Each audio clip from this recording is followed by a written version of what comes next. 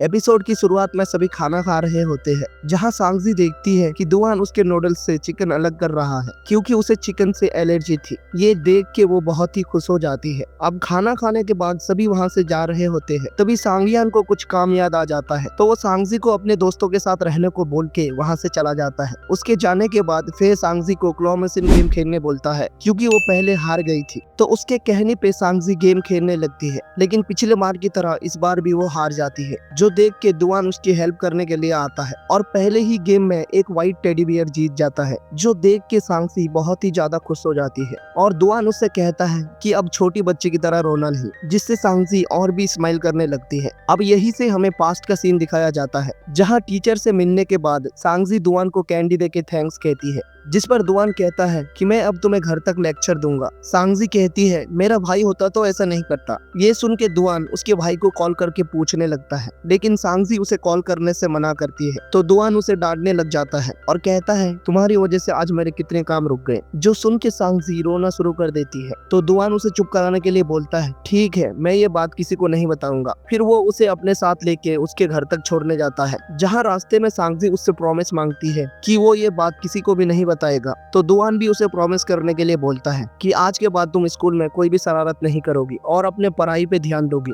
जिस पर सांगजी कहती है अगर फिर कभी ऐसा हुआ तो क्या तुम मेरे भाई बन के आओगे। ये सुन के दुआन हंसने लगता है और सोचता है कि ये नहीं सुधरने वाली। इसके बाद दुआन सांगजी को उसके घर के पास ड्रॉप करके उसे बाय बोल के वहाँ से जाने लगता है और सांगजी उसे छुप के देखने लगती है। सीन अब प्रेजेंट में आती है, जहाँ सांगजी टेडी बियर को देख के काफी खुश हो जाती है और खुशी खुशी दुआन के साथ वहाँ से चली जाती है। अब अगले दिन हम देखते हैं कि सांगजी की फ्रेंड उसे जांगचू की बर्थडे सेलिब्रेट करने के लिए ले जा रही है, लेकिन सांगजी को वहाँ जाने का मन बिल्कुल भी नहीं था, पर फिर भी वो अपनी फ्रेंड के जिद करने पर चली जाती है। तो उसकी फ्रेंड उसे एक कैफे में ले जाती है, जहाँ बाकी लोग भी आने वाले थे। जैसे ही वो कैफे के अंदर एंटर करते हैं तो सांगजी दुआन को वहाँ देख के हैरान हो जाती है, जो कि वहाँ पार्ट टाइम जॉब करता था। दुआन उसे देख के उसका अच्छे से वेलकम करता है और उसे मेन्यू कार्ड देता है। फिर जब वो काम कर रहा होता है तो सांगजी छुप छुप के उसे देखने लग जाती है और जैसे ही दुआन नोटिस करता है तो वो तुरंत मुंह घुमा लेती है। इसके बाद वो दुआन के पास जाके ऑर्डर करती है और जब पैसे दे रही होती है तो दुआन कहता है कि इसमें अभी भी एक यान कम है। सांगजी कहती है बिल में तो इतना ही है, जिस पर दुआन कहता है कि वो एक यान मुझे बार बार घूर के देखने का फाइन है। सांगजी कहती है कि मैं तुम्हें नहीं देख रही थी और उसे पैसे देने लगती है,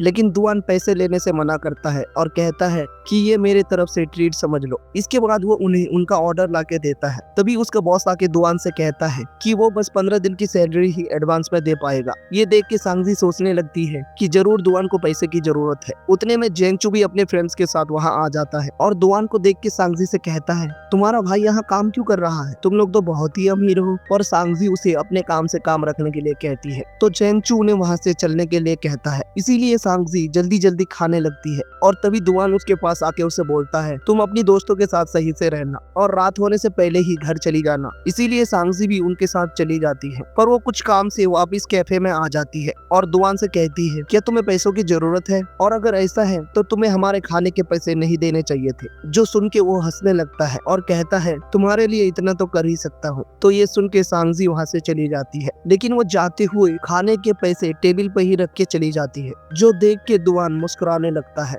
दूसरी तरफ सभी जेंगचू की बर्थडे पार्टी एंजॉय कर रहे होते हैं, लेकिन सांगजी वहाँ बिल्कुल भी एंजॉय नहीं कर रही थी। अब केक कट करने के टाइम में जेंगचू सांगजी को प्रपोज करने वाला होता है, लेकिन इससे पहले कि वो कुछ बोलता सांगजी उसे रोक देती है और कहती है कि मुझे अब घर जाना है और सबको बाय बोल के वहाँ से चली जाती है। लेकिन जेंगचू भी उसके पीछे पीछे जाता है। अब क्योंकि सांगजी दुआन के कैफे के पास से ही जा रही थी तो दुआन उसे जेंगचू के साथ देख लेता है। जेंगचू सांगजी से कहता है कि मैंने तुम्हारी वजह से उस स्कूल में एडमिशन लिया था क्योंकि मैं तुम्हें बहुत ही ज्यादा लाइक करता हूँ। पर सांगजी उसे ये सब करने के लिए मना करती है और अपनी पढ़ाई पे ध्यान देने के लिए बोलती है। तो ये सुन के वो रोने लग जाता है, पर उतने में दुआन वहाँ आ जाता है और जेंगचू उसे देख के वहाँ से भाग जाता है। दुआन सांगजी से कहता है कि तुम अभी डेट करने के लिए बहुत ही छोटी हो, जिस पर सांगजी कहती है कि वो उसके साथ डेट नहीं कर रही है, बल्कि वो तो उसे ये सब करने से मना कर रही थी और उसे उसके पढ़ाई पे ध्यान देने के लिए बोल रही थी। पर फिर भी दुआन उसे इन सब चीजों से दूर रहने के लिए कहता है और उसके पैसे उसे वापस करके वहाँ से चला जाता है।